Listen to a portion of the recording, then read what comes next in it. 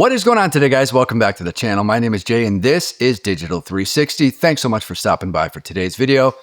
You clicked on the video, you might as well hit the like button while you're here. I really do appreciate it. Today's video is a little bit of a departure for me, something out of the ordinary. Yes, I'm doing a guitar demo review. That's nothing new, but I didn't want to do it. I didn't want to do it, but I did it anyways. I'm checking out a guitar with an Evertune bridge. And this is the first time in my entire life that I've ever touched a guitar with an Evertune bridge, let alone played one. And so far, my thoughts on the Evertune are, well, we'll get to that a little bit later in the video.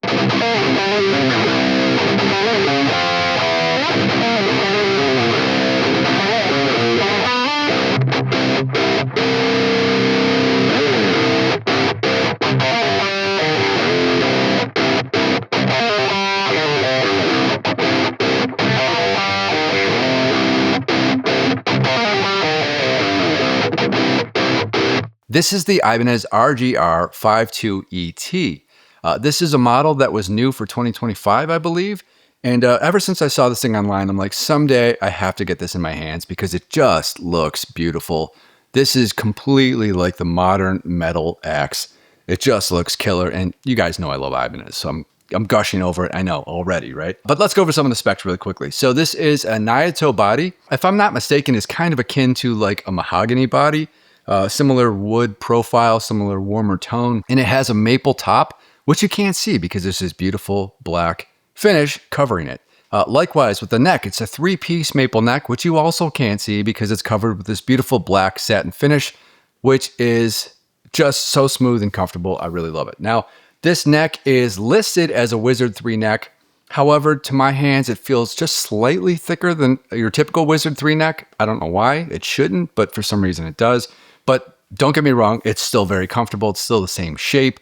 It just feels slightly thicker. I don't know. You've got 24 jumbo stainless steel frets. And you guys know I love the stainless steel because you never have to think about it. They're just spot on great.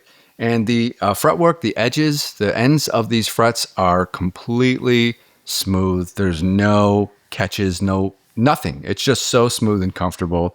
And that's what I've come to expect from Ibanez.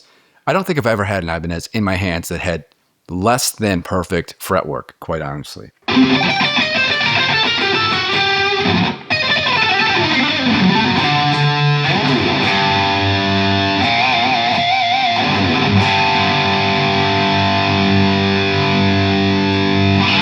So yeah, you've got the Evertune bridge, which I already mentioned. You have Fishman Fluence modern pickups, which, geez, they don't put those in any guitars, right? That's so new.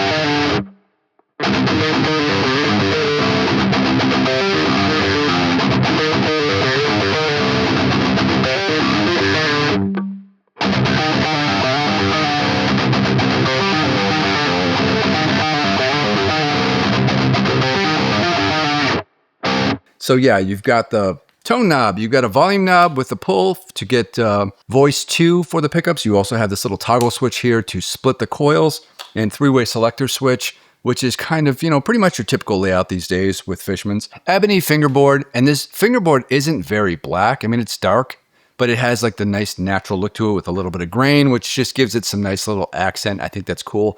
I think sometimes the ebony fingerboards on some guitars are artificially dyed black to look really, really dark. I don't know, I heard that somewhere. I could be wrong. but this one obviously isn't, but it looks really nice. You've got this nice little sliding, that little door to access the truss rod adjustment there. I like that because you can just use your pick or a coin to slide it sideways and get at it. It's pretty cool. Reverse headstock with Goto tuners, and these are not locking tuners, which is kind of interesting. That's a weird take, but I guess it's not necessary when you've got the Evertune bridge. It makes sense. And being that they're Goto tuners anyways, you know they're high quality, you know they're going to work smoothly, and they do the job really well. So this guitar is made in Indonesia, and I think it currently retails in the US for about $1,400. And that is a reasonable price these days, especially with inflation and taxes and tariffs and all that fun stuff. You're getting a great guitar for the money. And this is the kind of guitar that does not need anything upgraded or swapped on it whatsoever. This thing is just ready to go. Hit the stage tonight, record tonight. As soon as you get this in your hands, get the setup how you like it, tune it how you want, and you're good to go. So I want to talk a little bit more in depth about the Evertune bridge. Now, the reason why I never picked up a guitar with an Evertune bridge is because I don't like the way it looks. Don't hate. It's a personal opinion. I just never cared for the look of the Evertune bridge. Now, you could completely feel the opposite for me, and I'm sure that most of you do. But yeah, for me, I don't know. I grew up with Stratocasters. I grew up with, Les Paul style guitars, and then I got into the old Ibanez's with their low pro trems, and that's what I'm used to. That's what I like the look of. Hip shot, fixed bridge looks cool to me. I don't know. I just always thought it was so big and bulky and blocky. It just looks like it takes up so much space on the front of the guitar. And I realize that it has to be that big. I'm sure they streamlined it as much as possible to accommodate the mechanisms inside of it for it to work properly. But I've never been a fan of the look of the Evertune bridge. But however, being black on black, you really don't notice it except if you hit the light just right. You're not really, it doesn't bother me as far as the feel either. I mean, it does not get in the way at all. It just looks a little bit different. Now, because there is a lot of metal and springs and mechanical stuff going on with the Evertune system, I think that does add a little bit of weight to the guitar. Also, like I said, it's a Nyato body, so it's not going to be super lightweight. This clocks in, I think it was 8.1 pounds, something like that, when I weighed it at home. But yeah, it stays in tune. I mean, I'm going to be honest with you guys. I've been working on these new riffs for a new song that I'm putting together, and I haven't had to retune this guitar once. I mean, I check it every day, but it's still in tune. Now, I will say this. If you put on fresh strings, or you change the tuning, or you change your brand of strings, there is an adjustment period where you will have to, consistently check the tuning and make some micro adjustments, but nothing major. And once the strings are broken in, it plays like a dream and just stays in tune. Now, here in the US, in the Northeast, it's currently, almost spring, so we're getting some warmer weather here. The temperatures are changing. The humidity is kicking back in like instantly. And the tuning on this has been reliable, stable, perfect. I mean, I check it every day. I check it, once in a while I'm doing my recording session, but I haven't had the need to actually adjust the tuning. It just works. But, there are some little nuances that to me can be a bit of a bother. Now, for instance, sometimes you want to do those nice little tight, short, quick, genty bends. And if you have it in zone 2, you might not be able to get the bends. I mean, you have to kind of put it almost towards zone 3 before you start catching being able to bend, because otherwise it keeps the same note as you stretch the string. So depending on what riffs you're playing or what style of music you want to play will determine which zone you want to put it in. So if you want to have no pitch drift whatsoever and just want to hit the strings as hard as possible, or you're just doing your death metal stuff or whatever, thrash stuff, and you're not bending a lot at all, you probably want to just keep it in zone 2, squarely in zone 2, so that it doesn't fluctuate in pitch whatsoever. If you're doing some lead work on the higher strings, you may want to have them in zone 3 so that you can do your normal bending, right? So you can kind of give those nice nuanced dynamics and different type of articulation to your notes. So it really does, like I said, matter what type of music you're going to play as far as how you set up your Evertune bridge. And you can set up each string differently so that if you want to have the low strings just stay so they do not go out of tune at all, you can do that, and have the higher strings, made to bend. You can do that, and vice versa. So there is a lot of flexibility with the Evertune system. It does work really well. The look is growing on me. I'm accustomed to seeing it online. I just never really thought I wanted to own that or have that on my guitar.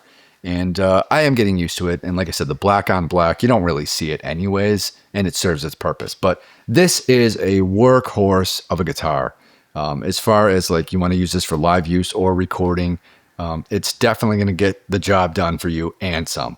I've had a lot of fun playing this guitar. I'm kind of considering I might want to keep this guitar.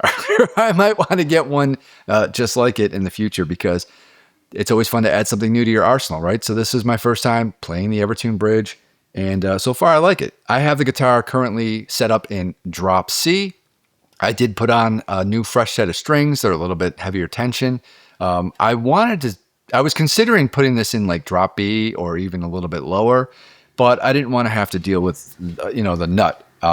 It kind of barely fits the strings as it is. I think I have I think it's a 58 gauge for the low C here, and it's a little bit tight in the nut. You can actually, if I can show you that, I don't know if that'll pick up on camera, but I feel like the slots and the nuts could be filed a little bit more to accommodate some heavier gauge strings, which kind of makes sense that they should just do that from the factory, because obviously if you're buying a guitar with an Evertune bridge, chances are 99% chance that you are doing some kind of a drop tuning, even if it's just drop D, right? Chances are you're going to do that or much lower. So they really should have the frets, or really should have the nut slots for this particular model a little bit wider, a little bit deeper to accommodate the slightly thicker strings. It's just kind of my opinion.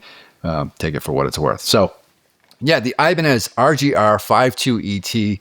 It's just a beautiful guitar. It shows up really well on camera, and it has been so much fun to play. And I do say that often, but this one really, really kind of blew me away. Like I didn't think I would like that Evertune bridge, but I'm getting on with it pretty well. And, recording is just so easy to do. You're not getting that pitch drift. So if you're getting really excited and you're hitting the strings a little bit harder, it's not going to affect your tone and your tune. So it just sounds great. But let me know what you guys think in the comments down below. What is your experience with an Evertune bridge? What do you think about the Fishman Fluence pickups? I'm over it, but maybe you love them. Let me know that too. And guys, if you're an Ibanez fan like me, I just drool over Ibanez. I like everything they make. I'm going to be honest. So I'm a little bit biased, but this guitar really does feel great. It does play well. In this day and age, I kind of feel like, $1,000 to $1,500 range is kind of almost like mid-tier range at this point, because, inflation, taxes, tariffs, whatever it is that's making the prices what they are these days. I'm sure, all of the parts and the wood, everything's gone up in price. I mean, you have to expect to pay a certain amount of money to get a certain level of quality, but this gets you everything you need. So like if you need one guitar to do it all, or you're going to go on tour and, play with big bands and big stages, I mean, this is something you would want to play, because doesn't go out of tune. It's reliable, solid, built like a tank. This thing is just really fun to play. Yeah, that's pretty much all I have to say about the Ibanez. But you know me, I'm an Ibanez crazy fan, so you'll see a lot more Ibanez on the channel. And let me know what you guys think about this one. Anyways, that's it for today, guys. Thanks so much for watching. I really do appreciate it. Make sure that you are subscribed to the channel if you have not already. And I'll see you guys in the next video. I'm out of here. See ya!